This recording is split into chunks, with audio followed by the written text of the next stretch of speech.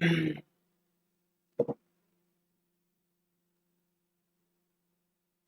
है आप लोगों का कृष्णा दुबे मैथ्स एजुकेटर के इस यूट्यूब चैनल पे। आज हम लोग डिस्कस करेंगे कैलकुलस वाले सेक्शन में जो हम लोगों ने फंक्शन का थ्योरी पोर्शन किया था उसके कुछ एग्जांपल्स हम लोग देखेंगे। ठीक है, प्रैक्टिस के लिए तो हम लोग अपना एक अलग टाइमिंग है, उस टाइम पे हम लोग करते हैं। ठीक है, और यहाँ पर हम केवल और केवल जो कुछ ऑथेंटिक बुक्स हैं उन बुक्स के जितने भी क्वेश्चन या थ्योरीज उसमें दी गई हैं, शॉर्ट ट्रिक्स दिया गया है, उसका ही डिस्कशन करेंगे। ठीक है, अच्छा आज एक बड़ी एक मैंने चेंजिंग किया हुआ है। बहुत से बच्चों का मैसेज आया, कॉल आई काफी बच्चों का। उन्होंने कहा सर ये जो प्रैक्टिस का टाइमिंग है इसको चेंज कर दीजिए। तो मैंने प्रैक्टिस के और थ्योरी क्लास के टाइमिंग को चेंज कर दिया, क्योंकि वो लोग बहुत से लोग अटेंड नहीं कर पाते थे उस जो उस समय स्ट्रीमिंग चलती थी उस समय का क्लास। और जब ये स्ट्रीमिंग समाप्त हो जाती तो उतने अच्छे से क्लास हम पूरी कंसंट्रेशन के साथ नहीं ले पाते हैं। तो ये टाइम टेबल है। ठीक है, आप लोग देख सकते हो। तो जो थ्योरी क्लासेस चलेंगी वो 9 AM, और दूसरी थ्योरी क्लास 12 बजे चलेगी। जो हम लोग 12 बजे प्रैक्टिस करते थे अब वो थ्योरी करेंगे। ठीक है, और जो प्रैक्टिस की क्लास होती है वो अब शाम को होगी। ठीक है, मतलब शाम को 7 बजे अब आपकी प्रैक्टिस क्लास होगी, और 9 और 12 बजे आपकी थ्योरी क्लासेस रहेंगी। थ्योरी में हम लोग 9 बजे कैलकुलस करेंगे और 12 बजे हम लोग कोऑर्डिनेट ज्योमेट्री करेंगे। कुछ दिन बाद, मान के चलो 2-4 दिन में, मैं एक और बीच में क्लास डालने वाला हूं। तो आप लोगों से मैं ये चाहता हूं कि आप कमेंट करके बताओ कि क्या टाइमिंग रखा जाए उसका। जहां तक मैं समझ रहा हूं कि यही 11 से 12 के बीच का कोई एक समय ले लेता हूं, जहां मैं डायनेमिक्स वाला पोर्शन कवर करना चाह रहा हूं। ठीक है, तो मैं डायनेमिक्स भी आपको करा देता हूं, थ्योरी पोर्शन।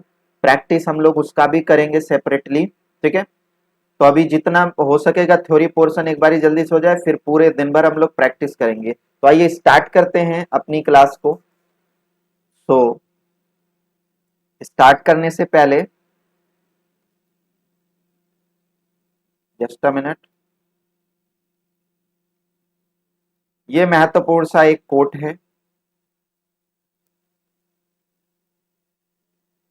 सफलता के लिए किसी भी खास समय का इंतजार मत करो, बल्कि अपने हर समय को खास बना लो। ये स्वामी विवेकानंद जी ने कहा हुआ है, और इन्हीं के कोट को हम लोग अपना मोटिवेशन और अपने अपने जो हम लोग वर्क कर रहे हैं उसके लिए डेडिकेशन करते हुए उस वर्क के लिए हम अपनी क्लास को आगे बढ़ाते हैं। ठीक है, और बहुत अच्छी सी बात कही गई है कि किस सफलता के लिए आपका कोई भी टाइम, आप ये नहीं सोचो कि इस समय ही आप सफल हो सकते हो। कोई भी टाइम होगा उसको आप यूनिक टाइम बना लो, उसको आप स्पेशल टाइम बना लो। ठीक है, तो आइए स्टार्ट करते हैं इस मोटिवेशन कोट के साथ आज की अपनी इस जबरदस्त सेशन का। आज हम लोग प्रैक्टिस करने वाले हैं अपने फंक्शंस के जितने भी क्वेश्चन आपके कुछ ऑथेंटिक बुक्स में दी गए हैं एग्जाम्पल में। ठीक है, उन सारे चीजों को हम लोग करेंगे। ठीक, तो आइए स्टार्ट किया जाए। जल्दी से सभी लोग जुड़ जाओ। अच्छा, एक और महत्वपूर्ण सी बात, जो लोग फर्स्ट टाइम विजिट कर रहे हो, इसके डिस्क्रिप्शन बॉक्स में चैनल का ये टेलीग्राम का लिंक है, उस लिंक के माध्यम से आप टेलीग्राम पे जुड़ जाओगे। कोई भी असुविधा हो रही है जुड़ने में तो इस स्क्रॉल के नीचे आपको इस क्लास के नीचे एक स्क्रॉलिंग चल रही है, वहां पे मेरा नंबर है। व्हाट्सएप पे आप मैसेज कर सकते हो। ठीक है, कि सर ये दिक्कत हो रही है, मैं ग्रुप में ज्वाइन नहीं हो पा रहा हूं, तो मैं आपको पर्सनली लिंक भेज दूंगा। तो आइए स्टार्ट किया जाए अपनी क्लास को। सो आइए स्टार्ट करते हैं क्लास को। I think everything is visible.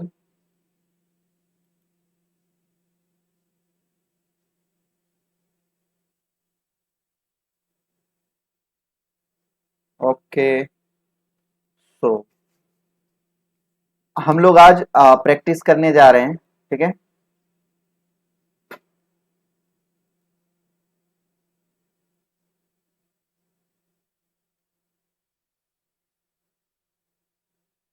Function वाले टॉपिक का।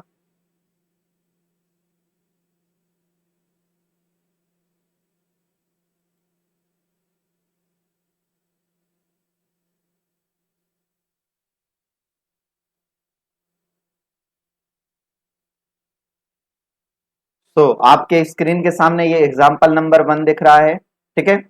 और कह रहा है in the given figure find the domain and codomain and range. तो आपको इसका इमेज देख के आपको बताना है इसकी डोमेन, रेंज और कोडोमेन। तो जल्दी से आप इसका आंसर करोगे, ठीक है।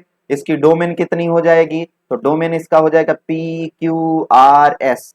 और अगर बात करें इसका कोडोमेन, तो कोडोमेन मतलब बी जो बी सेट बी है, इसके सारे एलिमेंट कहलाते हैं कोडोमेन। तो कोडोमेन हो जाएगा 1 2 3 4 5।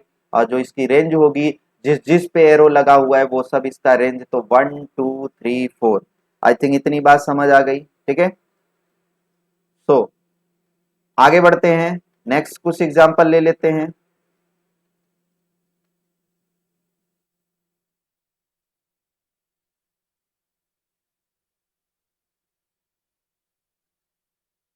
अब ये हम लोग जानते हैं कि अगर हम मुझे किसी भी फंक्शन, कोई भी ग्राफ अगर फंक्शन होगा, तो उसके लिए क्या करना होगा। तो हम क्या करते हैं कि वाई एक्सिस के पैरेलल एक लाइन ड्रॉ करते हैं। अगर एक से ज्यादा पॉइंट पे इंटरसेक्ट करती है तो वो ग्राफ फंक्शन नहीं होगा। तो आओ देखते हैं, कह रहा है find whether F of X is equal to X cube forms a mapping और नॉट, ठीक है। तो एक्स क्यूब का हम लोग ग्राफ बनाएंगे। तो एक्स क्यूब का ग्राफ मैंने पढ़ाया हुआ है आपको, ग्राफ ऑफ द फंक्शन। ये देखो एक्स क्यूब का ग्राफ आपके स्क्रीन के सामने दिख रहा होगा। वाई एक्सिस के पैरेलल आपने लाइन खींचा, बताओ क्या ये एक से ज्यादा पॉइंट पे इंटरसेक्ट कर रहा है क्या, नहीं। तो इसका मतलब कि ये क्या है, ये फॉर्म्स अ मैपिंग। यद्यपि मैपिंग को ही हम लोग फंक्शन के टर्म में कह सकते हैं, ठीक है। तो इतनी बात समझ आ गई। अगर फंक्शन भी कहता है तो ये भी। अब जैसे ये हो गया X square plus A square plus Y square plus upon B square is equal to 1 forms a mapping और नॉट। तो आप क्या करोगे, इसका आप बना लेते हो ग्राफ, ठीक है। और ये आपको इलिप्स दिख रहा है, तो ये आपने इलिप्स बनाया, ठीक है। अब जब आपने वाई एक्सिस के पैरेलल लाइन खींचा तो देख रहे हो एक यहाँ कट कर रहा है, एक यहाँ कट कर रहा है, मतलब वाई एक्सिस पे ये मोर देन 1 पॉइंट पे कट कर रहा है। इसका मतलब ये फंक्शन नहीं है। आई थिंक इतनी बात समझ आ गई। अब आपके सामने ये एक्सरसाइज कुछ दिख रहा है, आप जल्दी से बताओ कौन सा इसमें फंक्शन है, कौन सा नहीं है, ठीक है। कौन सा फंक्शन है और कौन सा नहीं है, ठीक है। चलिए, जल्दी जल्दी आप इसका आंसर देंगे।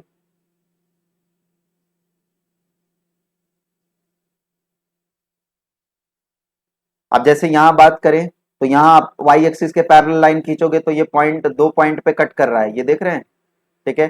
तो 2 पॉइंट पे कट कर रहा है, ये फंक्शन नहीं है, ये भी फंक्शन नहीं है। यहाँ वाई एक्सिस के पैरेलल करोगे, यहाँ देखो एक लाइन पे कट कर रहा है ये, ठीक है। आप वाई एक्सिस के पैरेलल कोई भी लाइन खींचोगे, इसके बारे में बात करें तो ये भी कट कर रहा है ना, ये भी कट कर रहा है। ये एक विशेष तरीके का फंक्शन है, मैंने आपको पढ़ाया हुआ है। आप मुझे बताना कि ये कैसा फंक्शन है, ये किस तरीके वाला फंक्शन है। जब हम लोग लेफ्ट में जाते हैं, एकदम इंटीजर के लेफ्ट में जाते हैं, तो ये क्या होता है, अपना ग्रेटेस्ट इंटीजर फंक्शन होता है। क्या ये जो फंक्शन आपको दिख रहा है, क्या ये आपका सॉरी, ये जो ग्राफ दिख रहा है क्या ये है। तो आप जब इसके पैरेलल लाइन खींचोगे, खींचना, तो आपको जब आप पॉइंट खींचोगे तो इस ग्राफ पे ढेर सारे पॉइंट आ रहे हैं, यहां से यहां तक इस ग्राफ पे देखोगे।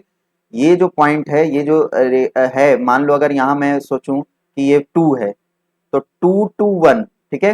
तो 2 से 1 के बीच की सारी लाइन इस वाई एक्सिस के पैरेलल जब आप खींचोगे, ऐसे समझो ये आपने खींचा।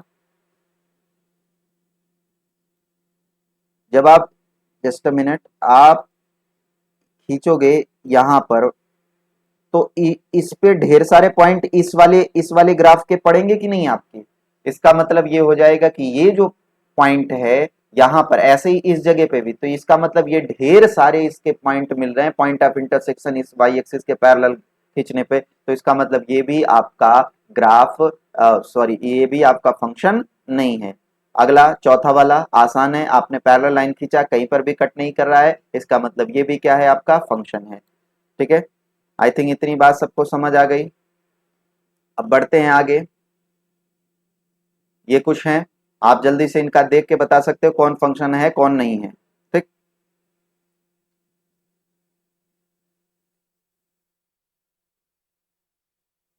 ओके। अब कुछ बात कर लेते हैं डोमेन के बारे में। तो डोमेन हम लोग जानते हैं कि अगर कोई फंक्शन एफ एक्स और जी एक्स है तो उसका चाहे एडिशन बोले, चाहे सब्सट्रैक्शन बोले, चाहे मल्टीप्लीकेशन बोले और चाहे डिवीजन बोले, सब में आपको दोनों के एफ एक्स और डी एक्स के डोमेन का इंटरसेक्शन ले लेना है। जब डिवीजन होता है तो बस ये चीज का ध्यान रखना कि वो पॉइंट आपको नहीं लेना है जिसपे जी ऑफ एक्स जीरो हो जाए। ठीक है, अब चलो ये निकालते हैं। अब यहाँ कह रहा है कि y is equal to under root F of X minus 3। मैंने इसके बारे में बता दिया हुआ है कि अगर कभी रूट के अंदर कोई नंबर रहे तो याद रखना वो हमेशा पॉजिटिव लेना पड़ेगा आपको। ठीक है, रूट के अंदर अपने को पॉजिटिव लेना पड़ेगा, इसका मतलब अंदर वाला जो नंबर होगा वो पॉजिटिव होगा, मतलब F X minus 3 is greater or equal to 0। तो एक्स इज, अभी आप इसको सॉल्व करोगे तो क्या करेंगे, दोनों साइड हमने क्या कर दिया, 3 3 ऐड कर दिया, तो ये 3 आपका कट गया, हट गया वहां से। तो x बराबर क्या आ जाएगा, 3/5। भाई इस तरफ भी 3 आ जाएगा और ये डिवाइड करोगे, मैंने बताया था इक्वलिटी कभी भी चेंज नहीं होती है डिवीजन में। ठीक है, तो यानी कि x जो है वो 3/5 से 3/5 के इक्वल है या उससे बड़ा है। इसका मतलब 3/4 ऐसे समझोगे, अगर आप एक नंबर लाइन ड्रॉ करो इस तरीके से और यहाँ आपका 0 हो गया और यहाँ आपका 1, तो 3/4 कहीं 0 और 1 के बीच में यहाँ कहीं पड़ेगा।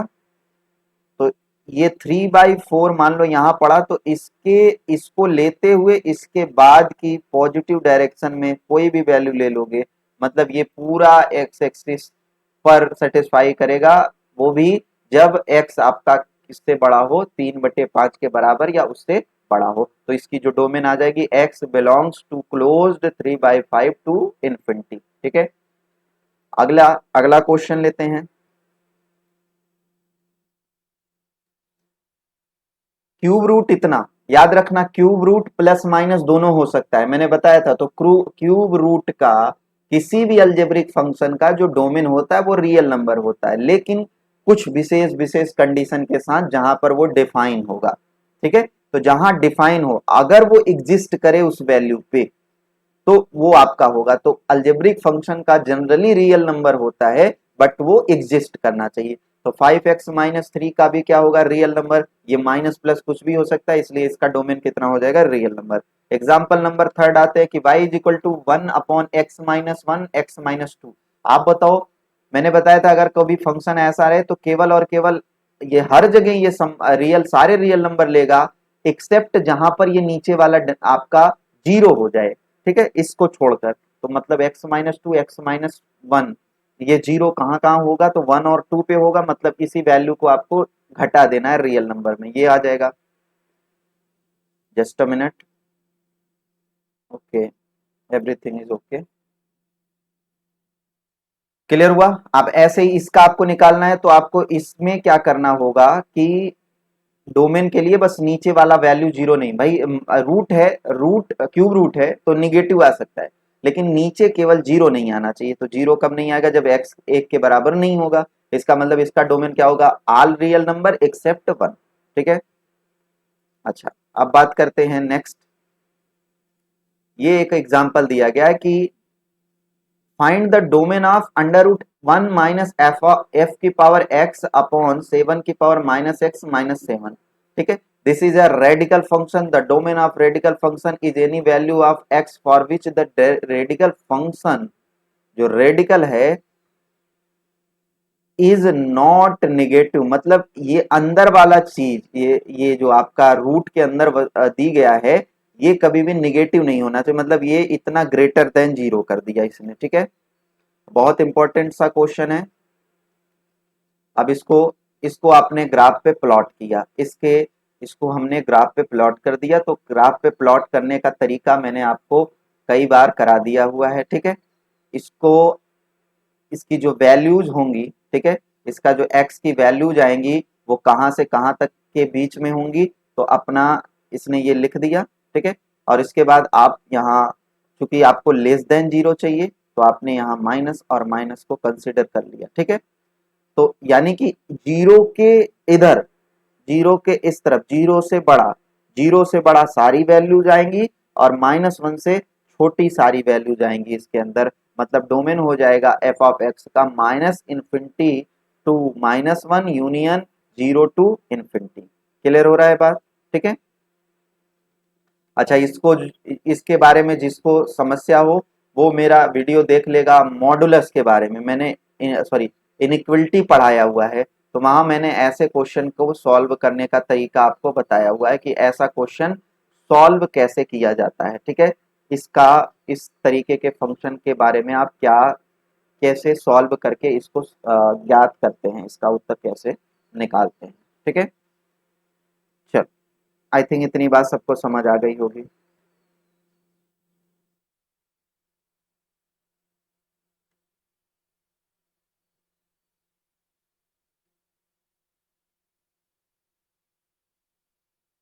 ठीक है, अब आपको ग्राफ ड्रा करने के लिए कह रहा है तो आपको x+1 का ग्राफ ड्रा करना है। तो ये मैंने ट्रांसफॉर्मेशन ऑफ ग्राफ ये सब कुछ आपको कराया हुआ है। तो x+1 का ग्राफ क्या हो जाएगा, आप क्या करोगे, y बराबर x का ग्राफ ले लो, ठीक है। y is equal to X का ग्राफ क्या होता है, वो जिस पॉइंट पे कट किया वो ले लिया, ठीक है। अब आपने क्या किया कि +1 ऐड किया उसमें, ठीक है। +1 ऐड करने का मतलब ये होगा कि जो ग्राफ होगा वो एक्सटेंड कर जाएगा, ठीक है। वो ग्राफ जो होगा वो एक्स एक्सिस, वो आपका 1 यूनिट, 1 यूनिट आपका एक्स एक्सिस के साथ एक्सटेंड कर जाएगा, ठीक है। तो ये कुछ इस तरीके से हो जाएगा आपका, ठीक। तो ये ग्राफ आप लोग बना लोगे, इसके बारे में आप, मैंने इसके बारे में चर्चा कर दिया। y is equal to X square, ये तो पढ़ा ही चुका हूँ ग्राफ ऑफ, तो जिनको ये सब कुछ मैंने ट्रांसफॉर्मेशन ऑफ ग्राफ और ग्राफ के बारे में खूब लंबी क्लास लिया हुआ है। तो यहाँ मैं बहुत ज़्यादा इसके बारे में डिस्कशन नहीं करने जा रहा हूँ, मैं केवल क्वेश्चन क्वेश्चन को ले रहा हूँ। अगर मुझे कुछ क्वेश्चन ढंग का दिख जाए तो,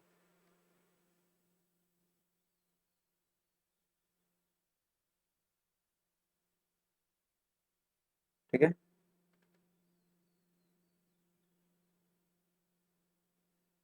अब जैसे इसका इसका आपको निकालना है कि इसका क्या होगा डोमेन, तो सीधी सी बात है, इस फंक्शन में नीचे 1 और 2 में जीरो नहीं होना, 1 और 2 को छोड़कर सारी रियल नंबर ले लोगे, ठीक है।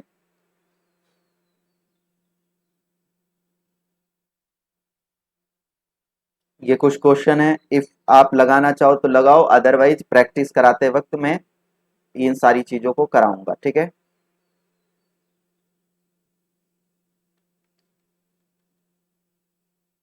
अब कुछ, ये आपका लॉगरिथमिक फंक्शन है, तो ये आपको ग्राफ से याद होने चाहिए कि जब आपका ए जो हो वो आपका 0 और 1 के बीच में हो, ये हमेशा पॉजिटिव ही रहता है, ये चीज का ध्यान रखना, ठीक है। पॉजिटिव डायरेक्शन में ई बनेगा तो इस तरीके से ग्राफ रहेगा, जब 1 से ऊपर रहेगा, बड़ा रहेगा, तो ये वाला ग्राफ बनेगा, ठीक है। लॉग की ये कुछ प्रॉपर्टीज दी गई हैं, ठीक है। Log E A B base E बराबर क्या होता है, log A plus log B, ठीक है। Log A by B is equal to log A minus log B, log A power M M log A, ठीक है। लॉग ए मतलब जो बेस हो और उसकी वैल्यू, तो इसका वैल्यू हो जाएगा 1। ये बेस इंटरचेंज का फॉर्मूला, ये बहुत इंपॉर्टेंट है। लॉग, अगर कभी ऐसा हो और आपको बेस इंटरचेंज करने हो, ठीक है, बेस इंटरचेंज करने हो, सॉरी, बेस इंटरचेंज ना करके आपको यहाँ तो केवल केवल इसने ये काम किया हुआ है, बेस इंटरचेंज का ये नीचे वाला है 6th नंबर, ये दोनों बहुत इंपॉर्टेंट हैं। लॉग बी ए बेस बी, अगर आप इसका बेस देखो, यहाँ बेस बी है लेकिन यहाँ बेस ए है, तो आप क्या कर देना, 1 अपॉन करके 1 अपॉन लॉग बी बेस ए कर दो, आपको निकल आएगा, ठीक है। अच्छा, अब एक और चीज हो जाएगा कि अगर आपको कोई नया नंबर m के साथ इन दोनों को लॉग पे लेना है, मतलब ये दोनों किसी दूसरे बेस पे दिखें, तो यानी कि आप क्या कर लो, दोनों को जो यहाँ पे लिखा है ये ऊपर कर दो, अपॉन लॉग, मतलब log A base B is equal to log A base m upon log B base m, ये सारा कुछ आपको पता होगा, ठीक है।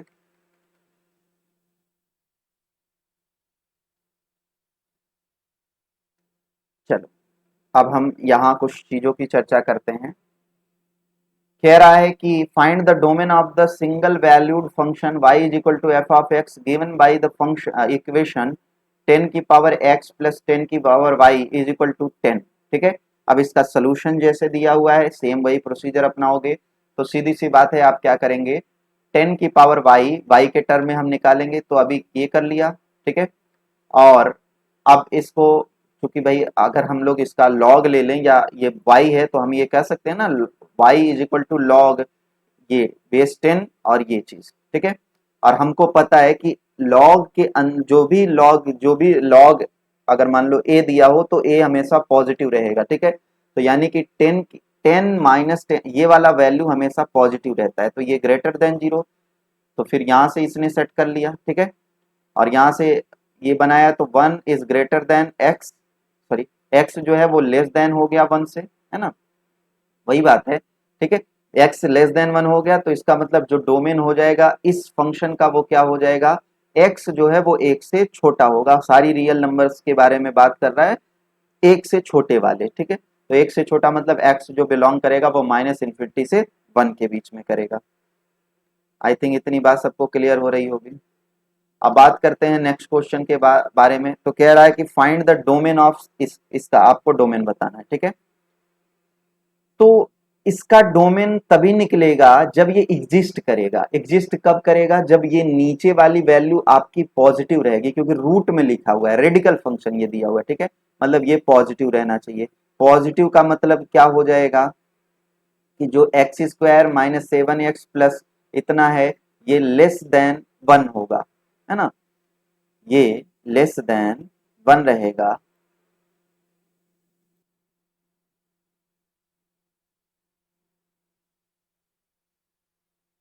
तो हम लोग थोड़ा सा टेक्निकल इश्यूज आ गया था। ठीक है, और आप लोगों को मे बी क्लास पूरी नहीं दिखी होगी। तो देखो यहाँ कह रहा है कि x square minus 7x plus 13। पहले तो ये समझ लेते हैं कि भाई अपने को इसका वैल्यू पॉजिटिव चाहिए।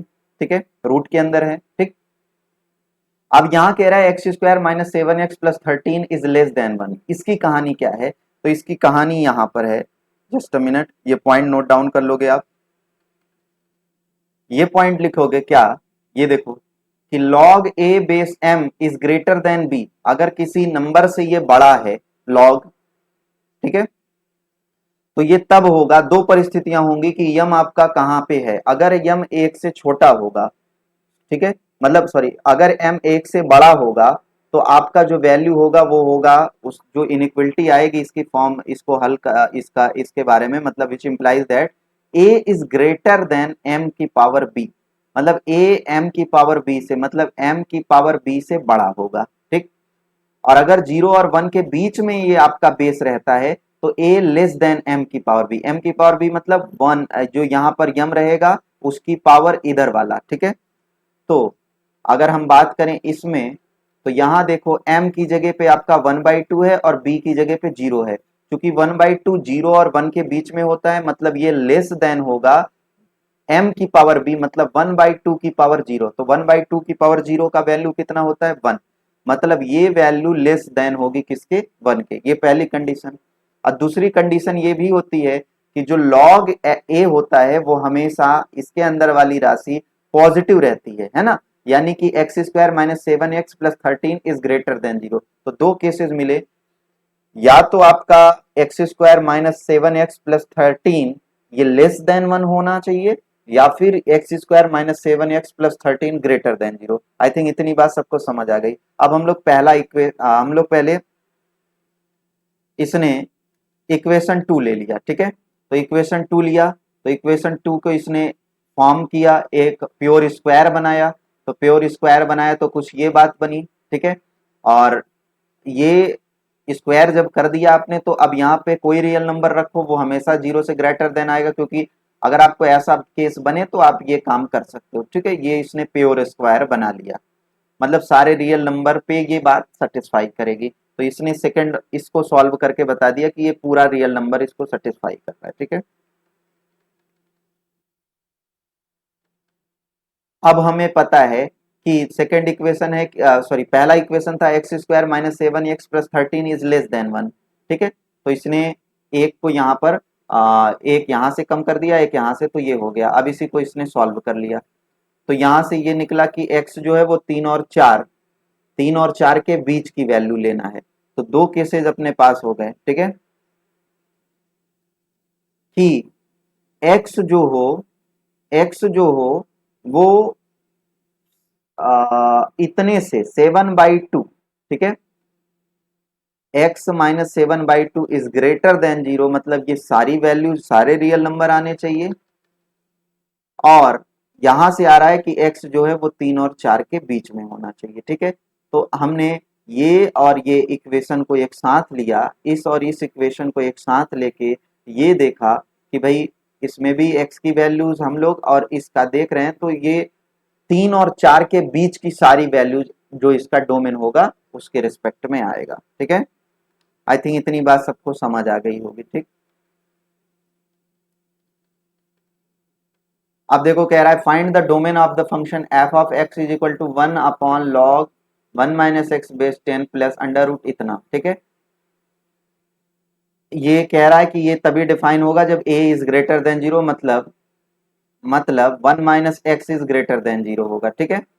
और ये कह रहा है कि 1 इतना एग्जिस्ट तभी करेगा जब 1 - x इज ग्रेटर देन 0, जहां पर ये नीचे वाला वैल्यू 0 के बराबर नहीं हो, 1 के बराबर ना हो, है ना। यहां से निकल के आए कि एक लेस देन 0 होगा, ठीक है। और हमको पता है कि ये अंडर रूट एक्स प्लस 2 वाला केस, तो यहाँ पर ये हो गया कि भाई ये ग्रेटर देन 0 होना चाहिए या इक्वल टू, तो यहाँ से x की वैल्यू ये निकल के आ गई, ठीक है।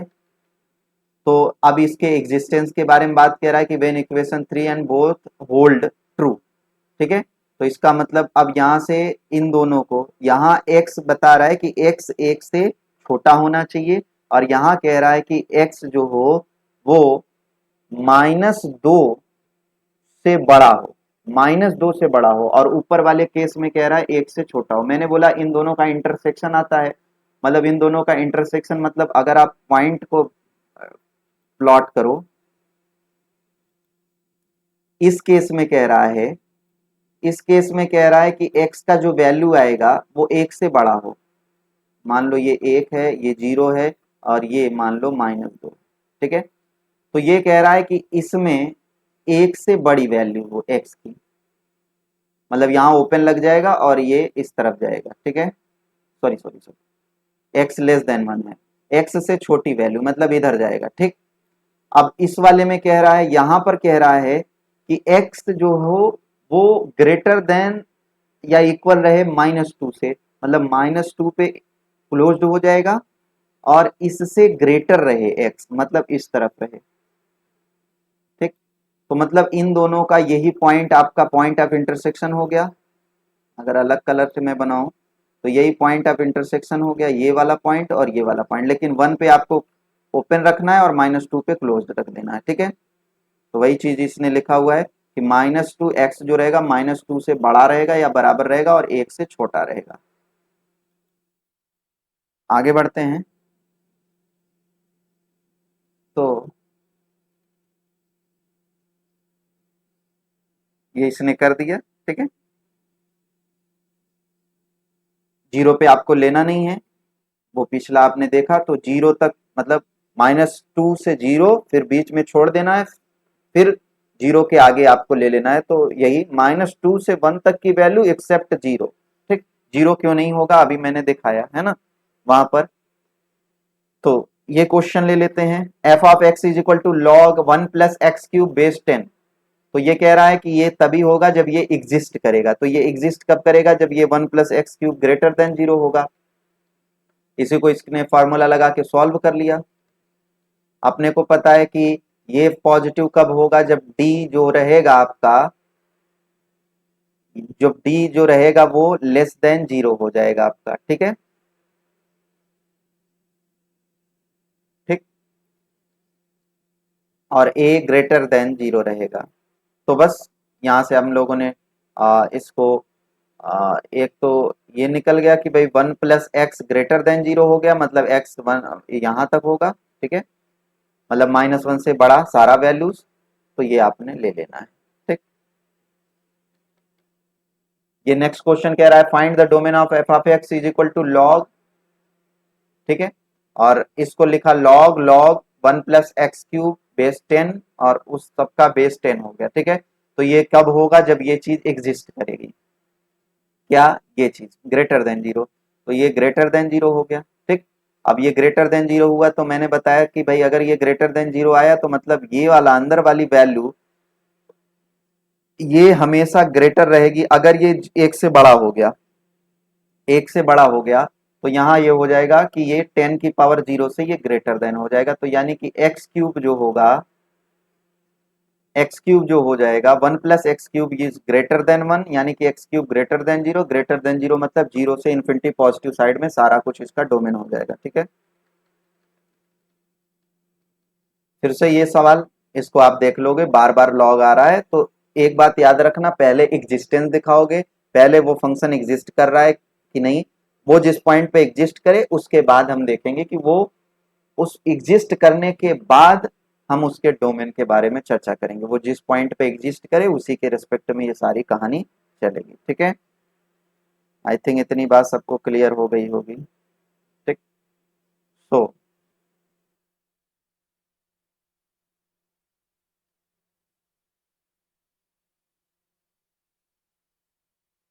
आज की क्लास हम लोग इतने पे ही समाप्त करते हैं, नेक्स्ट अगले सेशन में मिलते हैं। ठीक है, कुछ इसी तरीके के प्रश्नों के साथ। सो आप लोगों का जुड़ने के लिए बहुत बहुत धन्यवाद।